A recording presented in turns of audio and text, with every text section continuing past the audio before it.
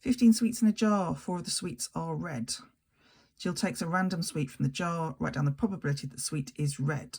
So there are a possible 4 sweets that are red over a total of 15 sweets in the jar. This is the probability, and we leave it like this. Fraction is a probability. So is decimal, so is a percentage. It's so much more straightforward to put it as a fraction in this case.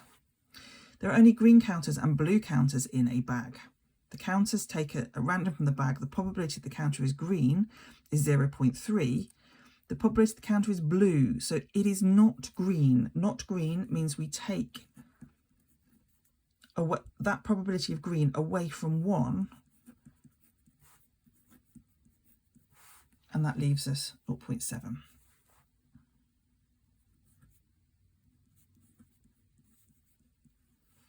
X equals 4, so I'm substituting in 4 here. So this is y equals, invisible multiplier is, sorry, the invisible operator is multiply. So that's what it means. If we are substituting in, we are working out the value of y when x is 4. We've put 4 in here. 6 multiplied by 4. Double it, 12. Double it again, 24.